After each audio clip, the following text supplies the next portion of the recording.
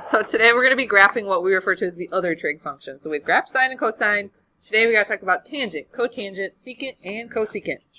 A little friendly note about how are you preparing for my quiz and to do better next time. So we know what that means. We already had this lecture. I'm going to move on. Oh, it won't let me move on. Is that a sign? There we go. All right, tangent. Tangent function. Let's talk about what tangent is. Do you have a recipe for tangent for me? Like, what is tangent? It is y over x. Do you have another recipe for me? Sine over cosine? It is reciprocal to x over y. Yeah, I gotcha. So think about this, guys. If you have ordered pairs along the edge of the unit circle here, and I took either y over x or sine over cosine and divided them, essentially what we're finding is called slope, right? That's what tangent is. It's the slope of these little segments as you go off in the unit circle throughout the angle measures. Now, let's talk about just the first quadrant. What is the slope of this first line segment from 0 radians? 0. Good. So at 0 radians, the slope is 0, which means if I transfer that to an ordered pair, it would plot the point 0, 0. Now, watch what happens to the slope of the lines as you go up, up, up, up. What's happening to the slope of each of these? It's increasing, yes, increasing until it gets to what is essentially, Daniel said here, is a undefined value. So if I think about what undefined looks like when I graph something, it looks like a vertical asymptote. So at what value did it, oh geez, that's not straight. At what value did it become undefined? Also known as radians, please, pi over 2. Now, let's talk negatively.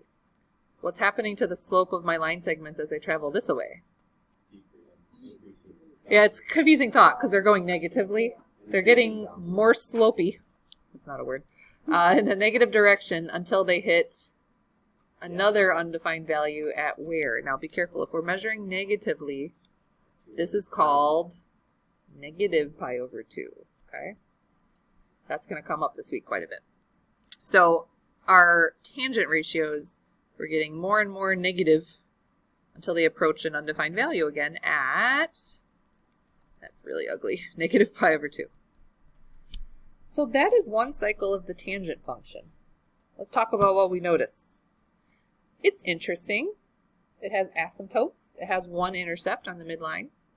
What about the period length? From negative pi over 2 to pi over 2 is a period length of pi. The other thing I notice about tangent that is not the same as sine and cosine, if I were thinking about how many parts like I could break this into, there's really just 2 parts. There's like the upward squiggle and then the other part. So when I go, I'm not going to do quarter points on tangents. So today, because we're going between like tangent, cotangent, secant, and cotangent, I'm going to start calling these things the markings. And the markings would be when you take the normal period, and for tangent, you would divide it by 2. Is this even or odd? It's an old concept. Remember, this is the origin. It's one of those. Odd for sure, because it has symmetry of the origin. Yes, it is odd function. Very good. All right. So that's some notes on your notes there. 18A, it goes through some interesting formula things towards the bottom. Let's see if I have the same thing going on here. Yeah. Gives you all this information about like an infinite range this time. The domain is continually skipping over various asymptotes. And what you'll notice is when we get to graphing the tangent function, they toggle between, your markings toggle between intercepts and asymptotes. So once you throw down some marks on your axes, it becomes very easy. You just go, every other one is an asymptote. They say the y-intercept is at 0. Obviously, that's not true if there's a shift, like a vertical shift or some other kind of shift, so be careful on that. Yeah, that's a lot of information. I don't think I'm ever going to look at that slide ever again. All right, let's move on. The big idea for tangent, guys, period, is pi. This is also true for cotangent. So if you will take your paper, turn over to worksheet 18B, which is not the same as this slide, so let me find it. Oh, it is. Look at that. At the top of 18B, you might want to write yourself a big note. Remember, tangent has a period of pi. So I think we have to kind of split this page in half. So our brains can split this page in half. The first two questions are about sine and cosine. So if I asked you for the period, normally for sine, the period is 2 pi. This is from last week, right? But we have a b value of 3. So we know to take that normal period and divide it by b. Similarly, on the next question, you have a cosine value whose normal period is 2 pi. But he's going to be divided by the b value of 5. So this new cosine function has a period of 2 pi over 5. Gross. Glad I don't have to graph that. Now, shift your brain over to the new information. Tangent. Tangent normally has a period of pi. But this particular one has a b value of 3. So you would take that pi and divide it by 3. Similarly here, tangent of 4 pi. Ooh. Tangent normally has a period of pi, but if you divide it by his b value, this particular tangent has a period of pi over 4. Now, for funsies, talk to me about how I'm going to mark. For a tangent, you're supposed to take the period and cut it in half. For sine and cosine, this is what we used to call quarter points. So you're supposed to take the period and divide it by 4. Ooh, that was weird. So let's just focus on tangent for right now. If you took pi over 3 and cut it in half, fractions with fractions is weird, right? So let's call it pi over 3 times 1/2. You would be counting by pi over 6. And today you're going to see me use that k value a lot, where like that just means I'm counting by every pi over 6. That just helps. There's just a lot of numbers on your paper by the end of the problem, and then I don't want to get confused is what's happening. So like here, the marking for tangent of a period of pi over 4, tangent would be cut in half. So we'd be marking every pi over 8. So that's going to come up here on our next question. All right, number 1, right below that, they want me to graph a tangent function, which means you are too. Now I got to go find this guy. He's somewhere. I'm just going to keep looking. Oh, there he was. Lies, you are on 18B. I don't know. I think this is an old file. My bad. Okay, so first thing I noticed, and this is kind of unusual, is an amplitude of 3. But tangent functions don't have like max and min lines. They just go on for a range of infinity, negative infinity to infinity. So I'm going to be honest, I'm not going to be able to tell if you have a stretch of 3. So when you get to the graphing part, just try to make it extra stretchy. I'm not going to be able to tell. I don't know about y'all. All right, let's talk about the period length. We have a tangent function. No phase shift, yahoo. Normally the period for a tangent function is pi, but this particular one has a b value in front of the x of 4 pi. So the new period for this tangent function, pi's would cancel and you get a 1/4. Isn't that nice? Now be careful, we got to figure out how to mark. The markings for a tangent function, you take the period and you cut it in half. So for us, if you took 1/4 and you cut it in half, that's marking every 1/8. Okay. Here's where we got to write a big old note to ourselves because it's going to get confusing once we start introducing the other functions. Tangent starts with an intercept. So at 0, because there's no phase shift, you're going to start by marking me an x-intercept. Now I kind of prefer it when there's no markings on the axes because then I control what I actually marked up, but they already did this one. So the next thing I'm supposed to mark is 1/8. Where's 1/8? Yeah, the one they didn't mark. So this is 1/8. So this toggles between intercepts and asymptotes. So the next thing I'm going to mark, it's not an intercept, it's an asymptote. So I bust out my highlighter and I say you are an asymptote. And then after that, what's the next 1/8? 1/4 would be an intercept. And then the next one after that, I'm seeing a pattern now, would be an asymptote. And I just kind of continue on with this pattern. And sometimes they're very specific as to how many periods they want you to graph. Like this one in particular doesn't say anything, so I'm just going to kind of keep graphing for a little while. Let's see. exactly. That's going to be an asymptote. That's an intercept. Asymptote, intercept. Break out my highlighter again.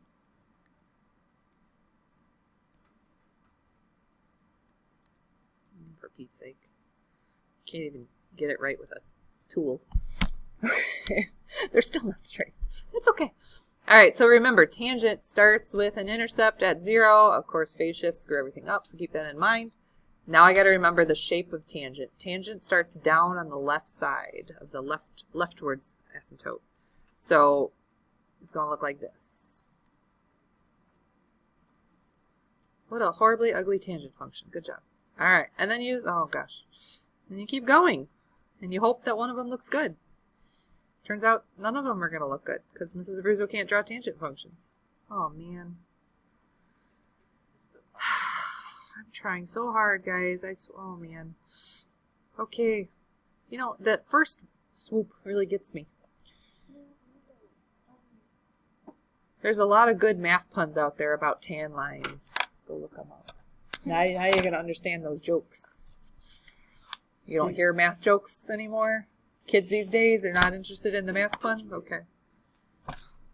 All right, anywho, that's what tangent is supposed to look like. On your test, it's going to ask you to identify asymptotes and intercepts. Pretty clear from our graph where those are, but you still would have to label them, okay? So like, for instance, the asymptotes would be at x equals 1/8, x equals 3/8, x equals -1/8. Intercepts are at 1/4, 0, 0, 0, -1/4, 0, and so on and so on. So tangent's a hoot. All right, what's the next one? Negative tan half. Let me go find that guy. There you are. All right, so, ooh, fun. This time, the tangent has, what does this guy do? It's a reflection. So, just like any reflection, this is a vertical reflection, so you're going to see the shape look a little different. So instead of down on the left side, it's going to be up on the left side. So, those of you who have a little familiarity with tangent and cotangent, you might think to yourself, oh, it's going to look like a cotangent. Yes, with one major difference. All right, let's talk about the period length. So normally tangent has a period of pi, but this guy's been divided by 1/2, so now it's going to have a period of 2 pi. So if I think, okay, how am I going to mark this up? Yep, for tangent, we take the period and cut it in halvesies. And we're going to mark off every single pi. So tangent, remember, starts with an intercept. So at 0, assuming there's no phase shift, you're going to have an intercept. So the next, and we're counting by pi's, so the next pi would be an asymptote.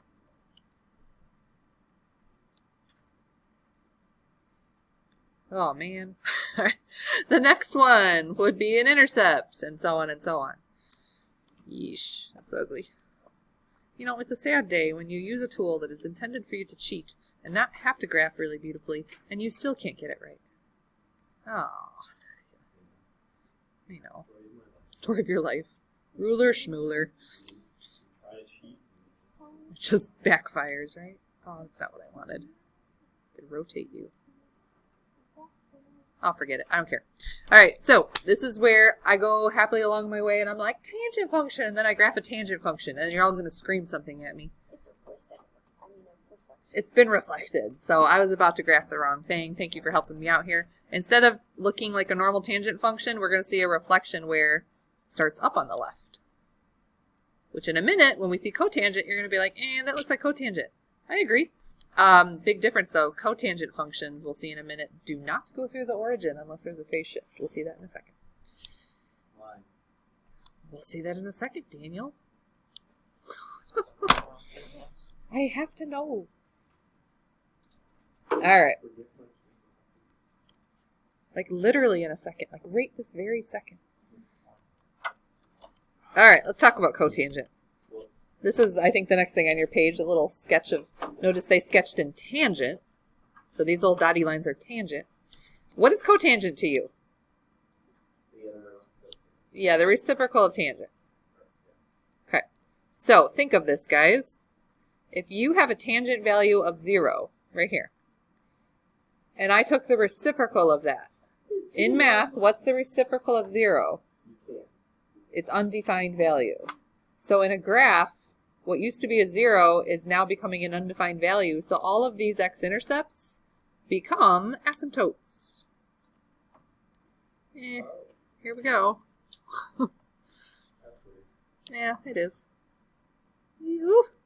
An asymptote. Oh man, I totally missed the point. All right, another asymptote.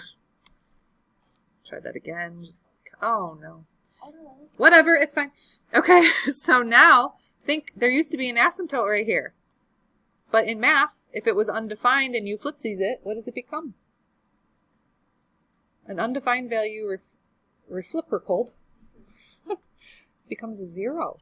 So this asymptote is now an intercept. This asymptote is now an intercept. This asymptote is now an intercept, and so on and so on. So here's the other thing that happens with cotangent. The tangent values are all reflected, or reciprocaled, excuse me, not reflected. So these guys end up looking like that. Oh man, so ugly. Yeah, there is a bit of a helix looking, yeah. How very sciencey of you. So that, my friends, is cotangent. And we got to write some big notes to ourselves, right? So here's the origin. So the asymptote is at, I don't want to call it the origin because it's not always the origin. But I'm gonna. All right, so there's an asymptote at the origin as opposed to tangent, who has an intercept at the origin.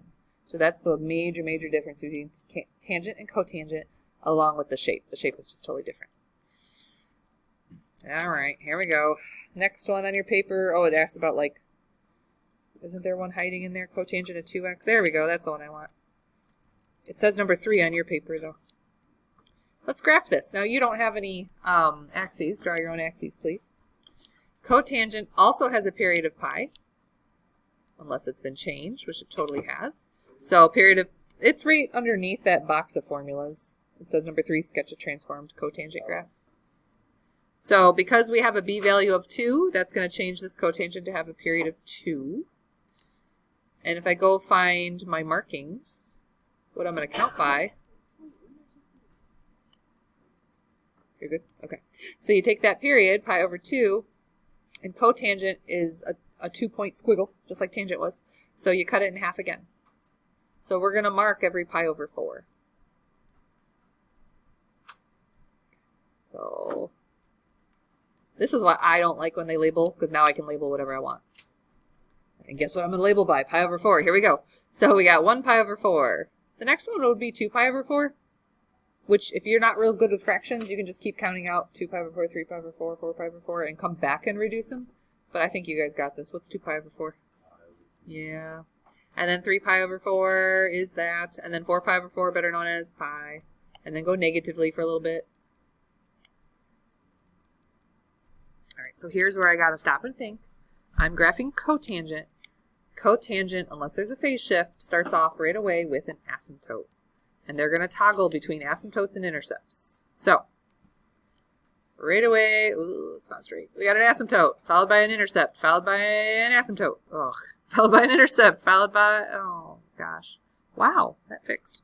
Okay, so I don't know how many periods they wanted me to graph, but this feels good enough for me. And now I got to remember one more thing. What does cotangent look like? Because this is tangent, so cotangent starts up. I don't know why it's easier for me to graph cotangent. It's just the way my hand works. Good enough. That's what I say. So that's cotangent and tangent. Questions on that? I know it's unusual and weird. They don't look the same. They have a different period than the other ones from before. So this next part of the lesson is kind of nice because it reviews everything we did last week, and then it just takes it one step further. We're going to be graphing next the cosecant and secant functions. So let me find where your slides are. There we go. Cosecant. All right, so do you notice which graph is ghosted in there? That's a sine function. Now, why did we bother ghosting in a sine function? Well, what is cosecant to you? The inverse of sine. So whatever my sine values were, I'm supposed to take the reciprocal to get a cosecant value. So similarly, when I asked you earlier what happens when you have a 0 and then I asked you to take the reciprocal of it, you become undefined, which means in a graph you have an asymptote. So all of these x-intercepts become asymptotes. They're supposed to be straight, but... Now, this is a little unusual to think about, but you know, the top and bottom values for the sine graph, those were the maximum and minimum values, and like they were ones typically, right? Depending on what the amplitude was. So if you take a 1 and you flip it around, like you still have a 1. So those aren't going to change, the ones and negative ones or whatever they happen to be. So these maxes and mins are still points on this new graph. And then what happens is if you took all these values, these heights, and then I asked you to take the reciprocal of them, the ones that are approaching 0 basically are approaching an undefined value is what you think of it when you reverse it. So you end up with a horseshoe looking thing. So once I identify where my asymptotes are, and then I go ahead and put a little mark on all the maxes and mins, I have enough visual boundary for me to graph what is essentially the cosecant function. So everything I just did in blue is the function itself. Everything else was just there to help me because I need all the help I can get when it comes to graphing everything, especially this guy. So these are going to be twice the fun. You have to first graph the initial sine or cosine value, and then you got to come back and graph all these what we refer to as horseshoes, which is the cosecant and secant. All right, speaking of the other guy, secant. Notice who's ghosted in here, guys. We ghosted in the cosine function. So just like before when I asked you, if you have a cosine of 0, cosine value of 0, and I asked you to take the reciprocal of it, all your zeros are going to become undefined. So all of these x-intercepts become asymptotes. Ugh, that's ugly. The maxes and mins aren't going to change. They're still going to be the same ordered pair. And then between the asymptotes and the maxes and mins, I have enough to kind of sketch in some horseshoes. They do, but there's some key differences between the secant and cosecant. Just like how sine and cosine can be written in terms of each other, so can cosecant and secant. This guy at 0 starts at the maximum value, as opposed to at 0 you had an asymptote. So it's shifted over. Just like how sine and cosine are shifted over of each other. It's all a very good time. And one could argue cotangent and tangent are the same function, but if you took a tangent, shifted it, and reflected it, is how you get a tangent. Cotangent, excuse me. That's too much to think about on a Monday. Let's move on. All right, turn the page. Let's see what these look like in action. Yep, that's the first one we got for you. All right, so it's not at the bottom of 18A anymore. It's at the middle. Oops. It's at the middle of 19-something. Yeah. So go ahead and draw yourself some axes. Yeah, it is 19A, I think. They want me to graph 2 secant of 3x. Well, that's great. I don't really know what that looks like, but I totally know what 2 cosine of 3x looks like. That's what we're going to graph first, but we're only going to ghost it in. So if I was asked to graph 2 cosine of 3x, I'd start by marking up some lines. So I'm going to make my maximum, and I make these kind of small, and they can be wherever they want to be as long as you label them.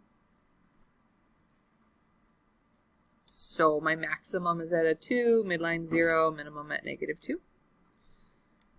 Now this is unusual. You're going to have a weird period length. Be careful. I know we've talked a lot about periods being pi today. That's specific to tangent and cotangent. The normal period for a cosine graph is 2 pi. So we divide it by 3. So the period length here is 2 pi over 3. Icky. So now let's figure out what I used to call quarter points. Today we're calling them marking so we don't get confused. You mark up every quarter point, so you have to divide the period by 4. Now, if you were to divide that by 4, what's that reduce to? Pi over 6, thank you. So good news, there's no phase shift. So starting at 0, I can just start marking up all the pi over 6's. And they do want me to graph 2 periods on the upcoming quiz. Oh, I never told you guys what was on the next quiz. The harder graphing and the modeling show up on the next quiz, okay? So 4.4b and 4.4c. Everything else would have to be retaken on your own. So if you ran out of time and didn't get good scores on basic graphing, or if you made a whoopsies on the old stuff, that's a retake on your own time, okay? So anyways, we're going to graph 2 cycles. You can either go 2 cycles forward. I'm going to run out of room. I'm going to go 1 negative cycle and 1 positive cycle. Stop kooky like that. All right, here we go. This is pi over 6. The next one will be 2 pi over 6, better known as pi over 3. And then we got 3 pi over 6, better known as pi over 2. And then 4 pi over 6, better known as 2 pi over 3. And then I'm going to back all those up negative. And this is all great. Once I realize that I'm not even close to done, I get a little sad. Because what I'm about to graph is what? I'm about to graph cosine. So, think about what cosine looks like. It starts at the maximum, but don't actually graph it. Just ghost it in. I mean, if you want to actually graph it, you can, but you should probably go through and lightly erase it when you're done. So this is what the cosine would have looked like. Now let's go back and think about who I'm actually trying to graph, which is secant. All of your x-intercepts, all of your zeros, when I flip them around, become asymptotes. So I grab a highlighter, and I say, you become an asymptote. And I really should have made those bigger, so let me try that again.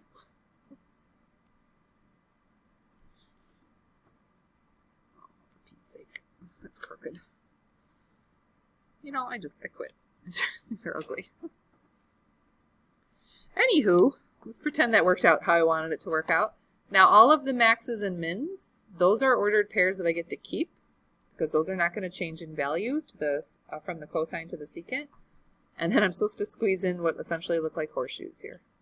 So the thing I'm writing in blue ink is the actual graph. Everything else was just there to help me out. If you're some mystical graphing unicorn and you can graph this with labels and everything without ghosting in the cosine function, you are an amazing creature and I'm very proud of you. I am not that person. Because what's going to happen on the test is then I'm going to ask you very specifically to identify all of the x-intercepts you graph and all the asymptotes. So like off to the side, it'll say like a little line for asymptotes. And we would write, I don't know how far out I ended up graphing. I think it is 2 periods. I graphed 2 periods here. So the asymptotes were at, for me, they were at negative, I should write x equals negative, I can't read my own writing, pi over 2, negative pi over 6, pi over 6, and pi over 2. And then the intercepts, oh, not the intercepts, excuse me, the maxes and mins, I'm getting confused with tangent, are just those blue ordered pairs that you originally plotted for me, okay? So the maxes and mins are, I can't read my writing, negative 2 pi over 3, 2. This guy is negative pi over 3, negative 2, and so on and so on and so on. I'm going to run out of room, so I'm not going to write the rest of them. But that's what I'm going to ask you to do on your test on Friday. There's going to be like one cosecant or secant, and then there's going to be one cotangent or tangent. And you got to label all the good stuff.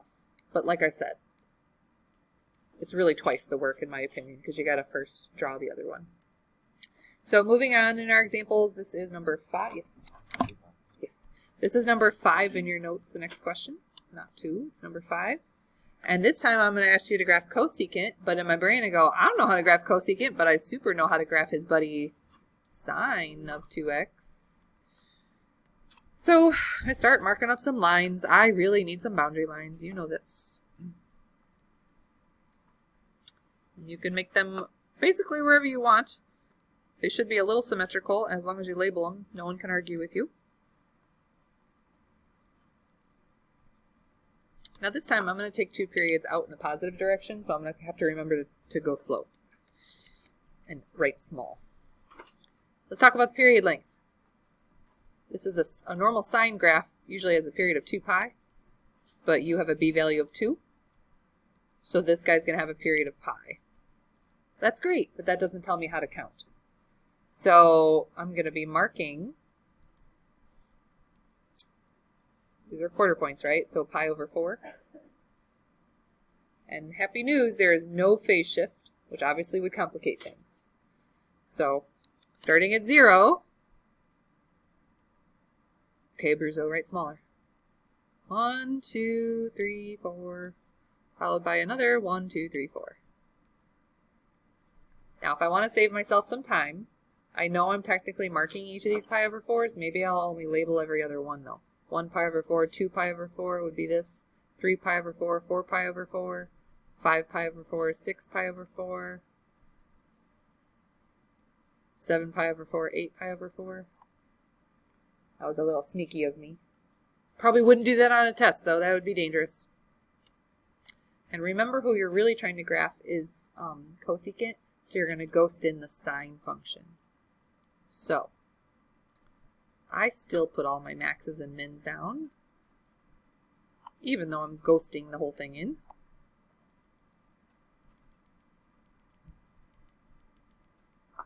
Yeesh. Man, you thought I graphed bad before. This is a whole nother level. All right, all of those x-intercepts, when I take the reciprocal, they become, woohoo, where'd you go?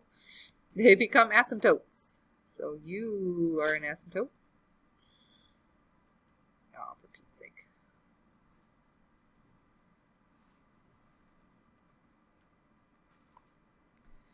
I like how the asymptote lines just get different sizes as I go through my graph.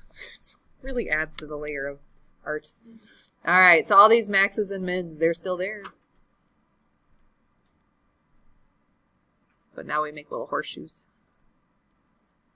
These are not actually horseshoes. We know that. If I graphed well, and a lot of kids say they look like parabolas, I understand the spirit behind that. Unfortunately, you're being misled by my really ugly picture. They actually don't look like parabolas. They're much more rounded. I don't know how to equate them to anything other than their cosecant and secant graph. My graphs are ugly, though. That's the problem we're running into. So on the test, I would ask you guys to identify all of your asymptotes, and in this case, your maxes and mins. So as long as you have the sketchings labeled, that's a really easy question. You good? These are a hoot, right? Super fun. Can't wait to practice it. Hey, speaking of practice, can y'all turn to worksheet 17B? And in the spirit of making sure everyone's doing well on their homework tonight, let's take a look at, right out of the gate, I start you off with a nice tangent graph. Who's been phase shifted? Why not? All right, so on your homework, number 2 is the first problem that's circled. And it says tangent of x plus pi over 4, which, I'm going to be honest, is harder than the one I gave you on the test. So if you can do this one, then you're good to go. What makes this question difficult, besides the fact that it's tangent, is there's a phase shift. Some of you got this backwards on your test on Friday. Help me out. What kind of a phase shift is that? It is left pi over 4. So what that means when I go to graph this, I still have to figure out period and markings and all that good stuff. A period length for tangent, remember it's tangent this time, period is normally pi. There's only a 1 for a b value, so your period is not going to change. It's going to be pi. The markings are found the same way as they always have been. You're supposed to take the period length and then cut it in half for tangent. So you're going to be counting every pi over 2. This is actually a lot more difficult than it seems. So you start what would have been, remember tangent starts as an intercept. So I would have had an intercept right here at 0, except everything got shuffled over, left pi over 4. So right here, I'm going to call this negative pi over 4, and I'm going to quickly mark down an intercept there. Now this is where I'm getting a little nervous.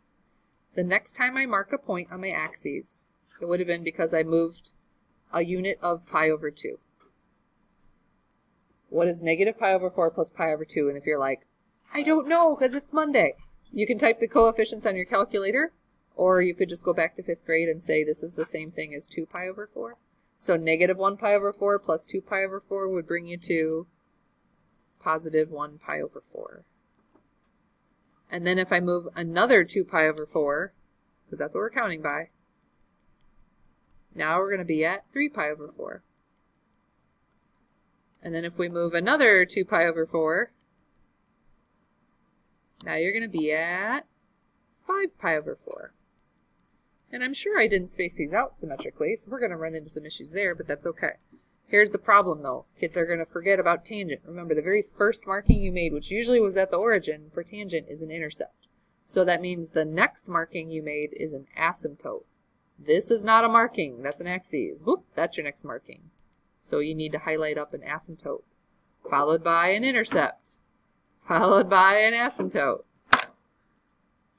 That was a lot trickier than we wanted it to be, our bad. I'm going to let you finish that question. And it does say, locate the vertical asymptotes.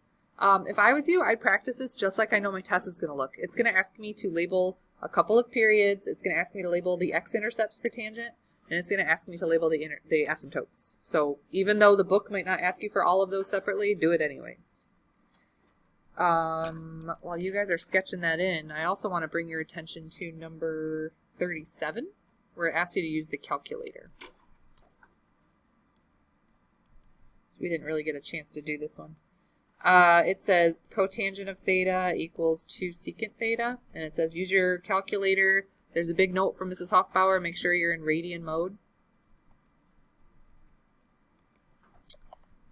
So what they want you to do is type one side into y1 and the other side into y2.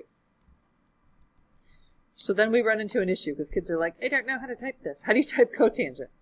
A couple ways, but 1 over the tangent would be the easiest way, yes. 1 over tangent of x. And then how would you type 2 secant? It could be 2 times 1 over cosine. You could also just simplify it to 2 over cosine. So you're going to end up graphing this, and there's a big note in the directions. It says between negative pi and pi. So for your window, for your x min, you need to set it to negative pi. And for your x max, you need to set it to positive pi. And only look within that window. You can try zoom fitting at that point, but I think you can adjust your y's pretty easily. You're going to see this graph, they're going to cross. So you're going to see a bunch of, oh yeah, really good. Good job, Bruce. Beautiful. And then, you're going to see, one of these and yeah, something like that. And then you're going to see a bunch of places where they intersect. And you guys are going to have to find all of the intersection points within that window. You might see a pattern forming, probably not in radian mode, but visually you'll see a pattern forming. You got to find all those intersections. Guys, do practice that. That's a skill we're going to need. I know it's very tempting to just be like, oh, look, the answer key says the answer is negative 1 point. Yeah. So this is one of those moments where it's like, be better than your teenage brain. I know you want to just look at the answer key and copy it down. Don't do that. You got to practice the skill for something we need later. Yes, Danny. So I only see 2 intersections. There might be only 2. I kind of made up the number. I don't know what this even looks like off the top of my head within that window. 2 makes sense. I can check the key. How should I write that? Just the x values. There are only 2 intersection points. You're right about that. Sorry about that. Okay, so like you... So when you do intersect, and then intersect, you have the x value for those intersection points. Yep, you got it. Am I doing